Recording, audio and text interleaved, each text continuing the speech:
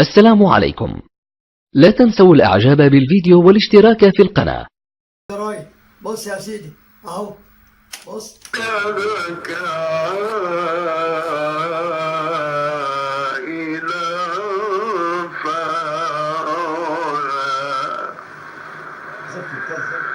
فأما اليتيم فلا تقهر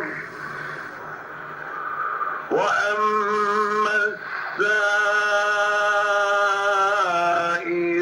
فلا تنهر وأما بنعمة ربك فحدث. صدق الله العظيم. دي بياتي لغاية ولسوف يعطيك ربك فترضى. ألم يلدك يتيما فآوى من أولها صبا لآخر السورة. أنا فعلا لاحظت إنها اتغيرت. لكن دي مع التلاوة مع التلاوة يعني بكثير. يعني أنا الدور بتاعي كنت أقرأه لا يقل عن 3 ساعات. يا سلام. ما كنت أقعد أقرأ في قعدة واحدة في دور واحد.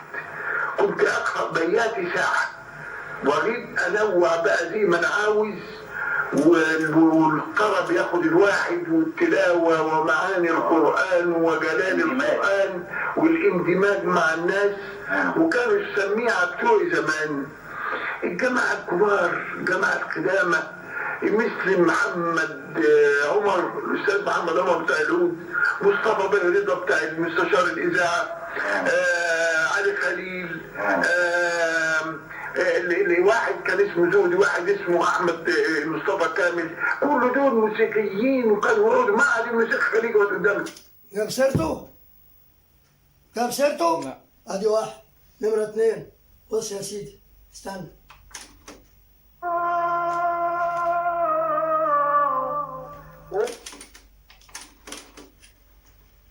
بص يا سيدي.